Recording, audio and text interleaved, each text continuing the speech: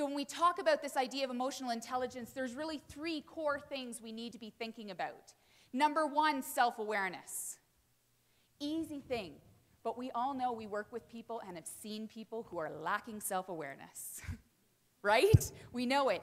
And we know because they seem to have no idea how their behavior is impacting people.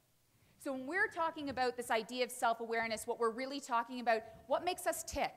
When are we at our best? When are we not at our best? How do we recognize how our emotional system is impacting the way we are thinking, the way we're responding, and the decisions that we're making?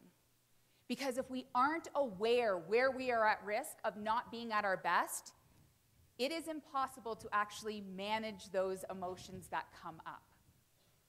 And if we're not managing the emotions that come up, then we find it very hard to connect with people. I value listening. It's in my mission statement to help people listen and lead in a more powerful and an impactful way. I am a very good listener. As long as I have time to listen to you, I like what you're saying and you agree with me. Then I am the best listener out there. And I laugh about this and I say that, but it's very important for me to recognize what are the situations that makes it hard for me to listen. What are the things that trigger me? What are my hot buttons that get pushed where I stop listening to understand another person's perspective? And instead what I start doing is listening for my opportunity to respond. Listening for how am I going to make my point? How am I going to prove that I'm a little bit more right and you're actually just a little bit wrong? Right? So if I'm not aware of what those situations are, I'm not managing that impulse. Because I'll tell you, if you don't give me the opportunity to respond, then I've got to manage my impulse to not just jump in and interrupt with my thought process.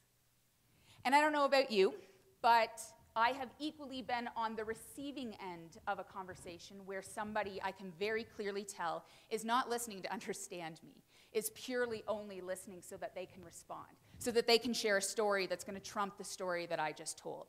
Now, how connected do you feel to those people? Do you think that they understand your perspectives and what's most important to you? Do you think you feel cared for in any way? We don't. And that's the difference. We're actually in here because the thing that we care most about is this idea of how do we connect with people? How do we make sure our exceptional leaders still had to pass on difficult messages? They probably had to tell us no times that we did not want to hear no. They probably gave us feedback that we did not actually necessarily want to hear.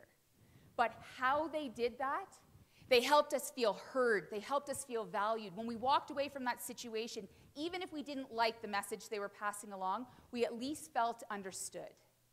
And that's what we're trying to do when we talk about this emotional connection. If we manage our emotions, then we manage that automatic jumping to judgment and conclusions that we tend to do.